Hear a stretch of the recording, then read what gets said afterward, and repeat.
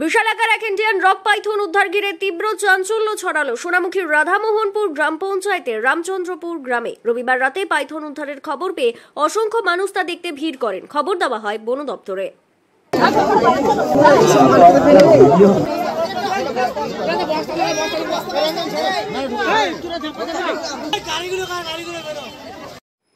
স্থানীয় সূত্রে খবর, ওই দিন রাতে বাড়ি ফেরার পথে জনৈক যুবক প্রদীপ বাগদি ওই পাইথনটিকে দেখতে পান। তিনি গ্রামবাসীদের বিষয়টি জানান। পরে খবর দেওয়া হয় বন দপ্তরে। পরে বন দপ্তরের কর্মীরা গ্রামে এসে ইন্ডিয়ান রক পাইথনটি উদ্ধার করে নিয়ে যান।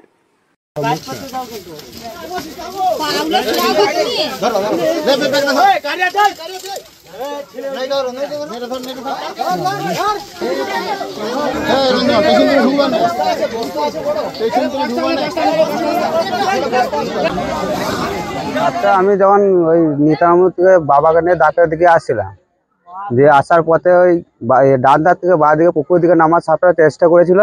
লাইটে দেখার পর এখান থেকে গঙ্গাঘাট ডাকলাম, মাথাতে কিছু লোক বসেছিল, তাস খেলাচ্ছিল, তাদেরকে বললাম অজগর সাপ বেরিয়েছে, তাড়াতাড়ি দেখবে আসো। দিয়ে তারপরে ওরা আসার পর সাপটি এসে ওই কাঠের গাছে এসে ঢুকে গেল সাপটি। মানে বিশাল ভয়ে তো মানুষজনকে ডাকলাম, প্রচণ্ড ভয় লাগছে। ওই 5 থেকে 6 হাত মতন এরকম লম্বা হবে, রাস্তাটা এপার ওপার প্রায় হয়ে গিয়েছিল।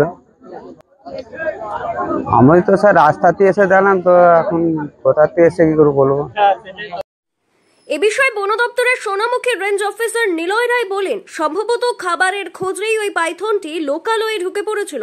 প্রায় 9 ফুট লম্বা ও আনুমানিক 12 কেজি ওজনের পাইথনটিকে ফের জঙ্গলে ছেড়ে দেওয়া হয়েছে বলে তিনি জানান। যে সাপটা উদ্ধার করা হয়েছে আমাদের বনকর্মীদের পক্ষ থেকে, ওটা হচ্ছে Indian rock Python basically.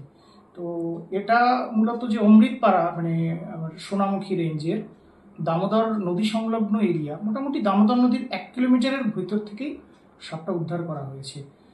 Indian rock Python মোটামুটি 10 থেকে 12 কিলো ওয়েট আছে এটার, এবং অ্যাপ্রক্স 9 ফিট মোটামুটি এটার লেন্থ আছে, মধ্যবয়স্ক। এবারে ব্যাপার এটা মোটামুটি এরা ধানা জমি এবং গভীর জঙ্গল তো অবশ্যই বিভিন্ন ধানা জমি, মার্শি ল্যান্ড, এসব জায়গায় এরা মোটামুটি থাকতে পছন্দ করে। তো সেই হিসেবেই এরা খুব সম্ভবত অনেক ক্ষেত্রে ইঁদুর বা স্মল ম্যামালস এটা ধরতেই খুব সম্ভবত ওটা ওখানে গিয়েছিল সাপটা। তো যথারীতি ওখানে স্থানীয় মানুষের নজরে পড়ে এবং আমাদের খবর দিলে বনকর্মীরা সেটা সন্ধ্যাবেলা গিয়ে সাপটাকে উদ্ধার করে। তো সাপটা আমরা রেস্কিউ করে রেঞ্জে আনি এবং রেঞ্জের আমরা সমস্ত কর্মীদের সম্মিলিত প্রচেষ্টায় আমরা সেটাকে আমাদের চূড়ামণিপুর, সোনামুখী রেঞ্জের আন্ডারে চূড়ামণিপুর, তার কিছুটা পরে যে ঘন জঙ্গল আছে সেখানে আমরা যথারীতি রিলিজ করে দিই তার নিজস্ব বসবাসের প্রকৃতি অনুযায়ী।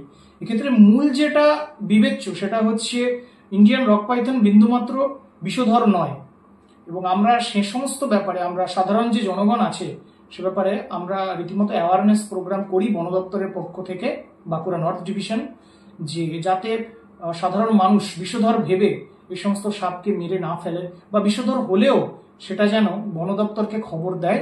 বন দপ্তর সেই বিষধর হোক বা নন ভেনামাস হোক সেটাকে আমরা রেস্কিউ করে জঙ্গলে যাতে রিলিজ করতে পারি সে ব্যাপারে আমরা মাস অ্যাওয়ারনেসেরও ব্যবস্থা করি, এবং সব বন দপ্তর এ ব্যাপারে সদা তৎপর থাকে দিনে বা।